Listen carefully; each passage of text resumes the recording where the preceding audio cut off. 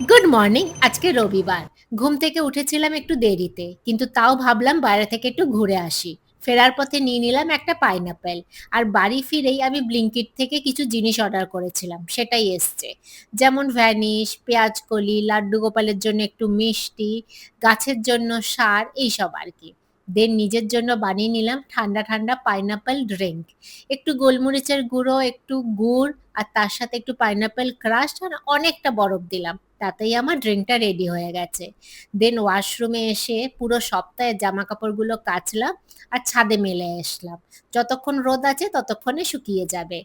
কিচেনে এসে কিচেনটা আজকে ভাবলাম একটু ডিপ ক্লিন করবো। পুরোটা তো হয়ে উঠবে না, বাট একটু 50% তো হয়েই যাবে, সেটাই করছিলাম। এই যে তেলের বোতলগুলো দেখছো, সেগুলো থাকতে থাকতে মানে ইউজ করতে করতে অনেকটা নোংরা হয়ে যায়। সেইগুলোই আজকে ধুলাম। দেন নিজের ঘরটা ক্লিন করে সোজা স্নান করে পুজো দিলাম। তারপর চলে এলাম কিচেনে নিজের জন্য কিছু বানাতে। আজকে বানাচ্ছি একদম বারবিকিউ নেশনওয়ালা রোস্টেড পাইনাপেল। সত্যি বলছি, এতটা ট্যাঙ্গি হয়েছিল না যে এখনো বললে মুখে জল আসছে। দেন আজকে ডিনারে বানালাম পেঁয়াজ কলি আর একটু চিংড়ি মাছ দিয়ে ডালিয়া। That's it. ভিডিওটা যদি পছন্দ হয় প্লিজ লাইক শেয়ার সাবস্ক্রাইব করে দিও। Tata, by.